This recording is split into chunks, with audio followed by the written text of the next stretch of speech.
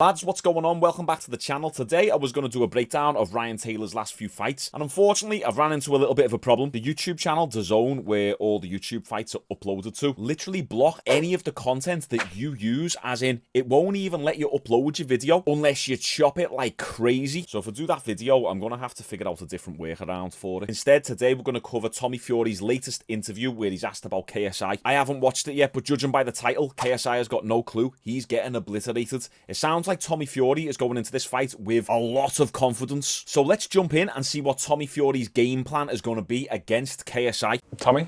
Yes. Welcome. How are you feeling? Feeling absolutely fantastic. I've got a couple of meals in me. Only one day of this. Go home, have a good sleep. Let's jump straight in. How do you train for KSI, an unorthodox style like KSI? Pretty similar to the way I did it last time. Jake Paul, you know, again, not a natural boxer. Very unorthodox, throws punches at different angles. And it's sort of the same task in front of me. KSI jumps around, you know, he does all these things. But at the end of the day, once you taste that first jab in the mouth, you don't want to come in so much. And that's exactly what happened with Jake Paul. He tasted a jab, tasted a bit of the power, and you didn't see him come in. You didn't see him swarm all over me because he was very wary of what was coming back. Everyone's got a plan until they get punched in the face. The famous words of Mike Tyson. KSI's got a very unorthodox style. Can he catch Tommy Fury? Certainly. It's a fight. Anything can happen. But as Tommy Fury says, it's nothing he hasn't seen before. The key to beating someone with a very unorthodox style is just solid fundamentals, which Tommy Fury's got. Jake Paul publicly tweeted offering you the rematch. Yeah. Why did you pick this fight over that one? Because I'd already been there, already done that. I wanted a new challenge. You know, KSI, he's from the same country I'm from. It'd be a big fight. You know, it's an ultra big fight over here, you know, both from the UK.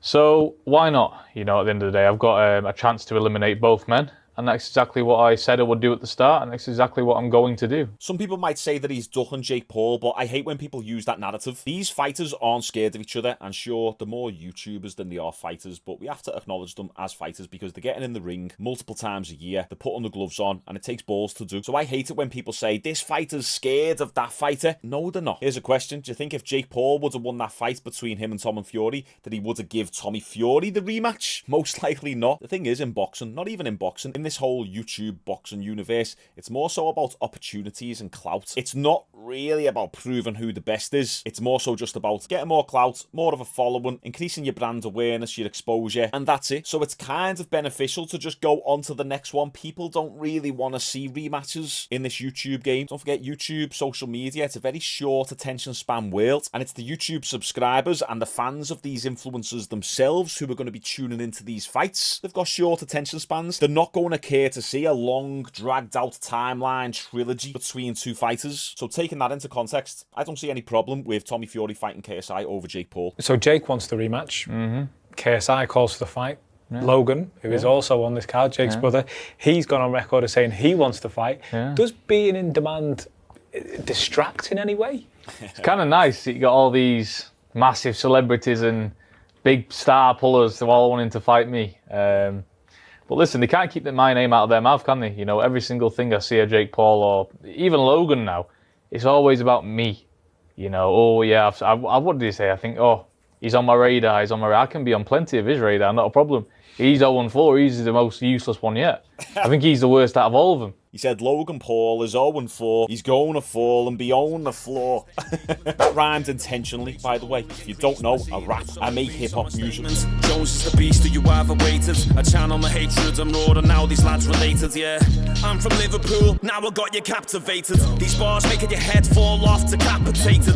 Feeling underappreciated and time I hate it. Yeah, there got so many rappers saying that I'm the favourite. So if you're looking for a new workout playlist, check out the music down below. I'm going to start releasing a little bit more soon. But what Tommy Fury said is true. Everyone's looking to fight him. Why? It's not like he's the most popular. I'll tell you why. It's because he's the actual professional boxer out of all of them. If you prove yourself against Tommy Fury, it almost validates your name. At the end of the day, KSI can get all the wins he wants against all these YouTubers. It's not really going to mean much. You can look at Jake Paul. Okay, he's fighting old, retired MMA fighters, but he's still fighting fighters. We have to take that into consideration if we're talking about who deserves the most respect within boxing, Jake Paul or KSI. It's going to be Jake Paul. So that's why everyone wants to fight Tommy Fury, is because he's the one who's going to validate their names. At the end of the day, I'm going to steamroll. In my opinion, I've beat the best out of all this crap what's going on.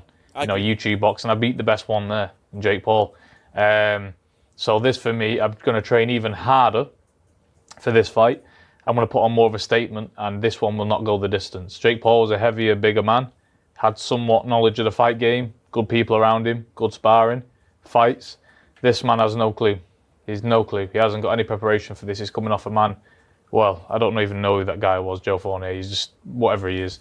So he's going to find himself in a lot of trouble come October 14th. You know, that's really refreshing to hear. I'm glad that Tommy Fury's taking this fight seriously, because I think the reason why some of the MMA fighters lost against Jake Paul in the past is because they didn't take him seriously. If you've been fighting in MMA for 10, 15, 20 years, then all of a sudden you're fighting some YouTuber who's had a few fights against other YouTubers. Of course, you're going to feel overconfident. You're going to feel like this is going to be a walk in the park, but it's not like that. Every fight is its own challenge. And look, I'm going to hold my hands up here and be a bit vulnerable with you, but one thing I've got to accept myself is that I haven't trained in so long, and if I was to have a fight now, I've got to say I'd have a good solid 30 seconds in me, and then I'd probably get battered after that. It's very humbling. Even if it was against someone who's not as naturally talented as me, or someone with 20 years less experience, that person could still beat me just because they've been active, they've been getting fights in, and they've got that recency factor as well. They've been fighting recently. It's been a long time since I've been out the game. So eventually, if this YouTube channel keeps growing and I get into this YouTube boxing game, I would have to take my opponent, regardless of who it is,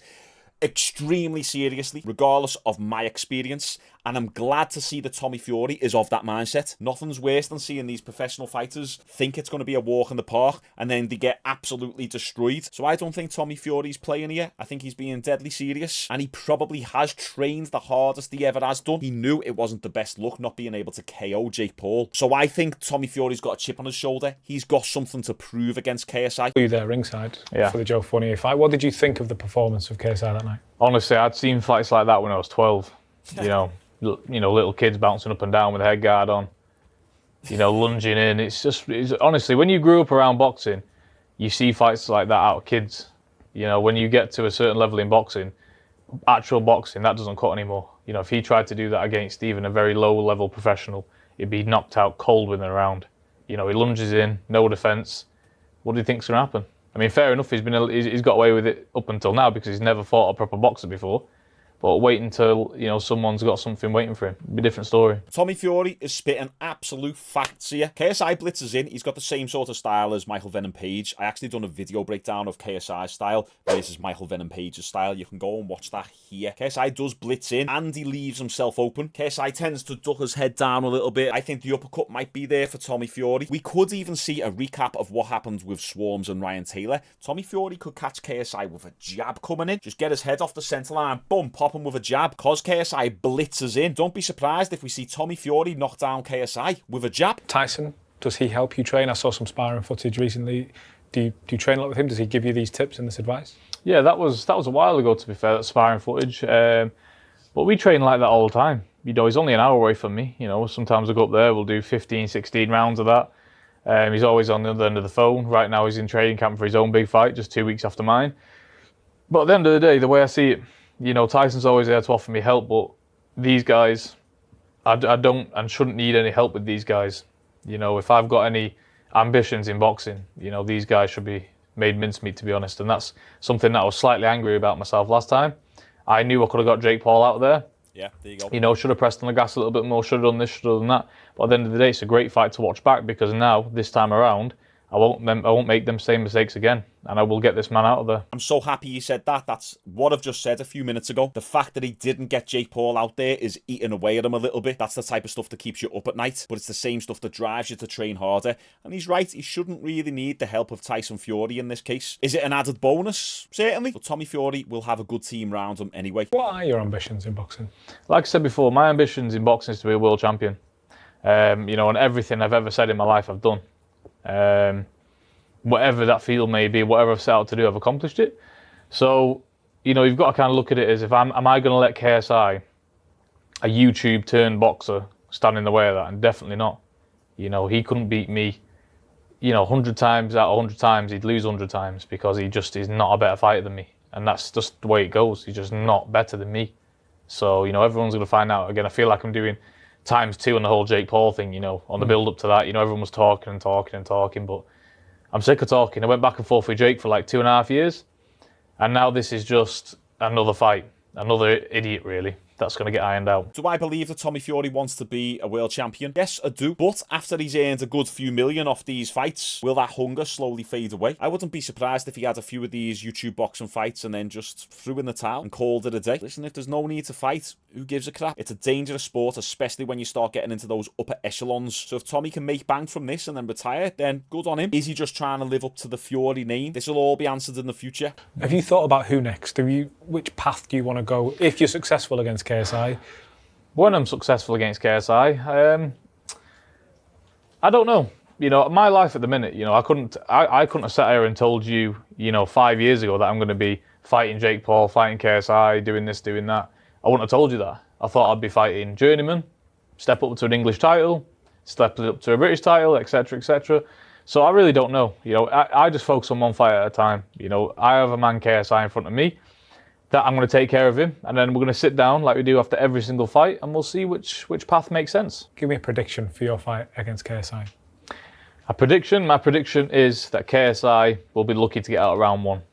I've watched the Jake Paul fight back, and he's in for it big time. I'm sick of playing games with these guys. These guys, he's going to get obliterated. Well, you can see he's clearly taking it serious. I think it's going to be Tommy Fury by 5th round stoppage. It's a 6-round fight. I think Tommy will struggle with the distance initially with KSI because KSI does have a very in-and-out style. That in-and-out bouncy style is a little bit difficult to deal with initially. So I think Tommy Fury might actually take a little bit of time to establish the distance. I think KSI will see some early success in the fight, maybe rounds 1 to 2. He'll land a few decent shots on Tommy, but then I think Tommy will start taking over, landing his jab more, start timing that uppercut as KSI is lunging in, and then I'll take a 5th round stoppage. By what punch? I'm not too sure yet. I'm thinking an overhand right or an uppercut, but it's going to be interesting to say the least. Just realised I've got a bit of headphone in my ear there. Tommy Fury, he seems very confident. What do you guys think based on this interview? In September, we grew by 20k subscribers, absolutely smashing it. So like the video, subscribe with those notifications turned on for daily uploads about fighting and fitness and general internet shit. I'll see you all tomorrow.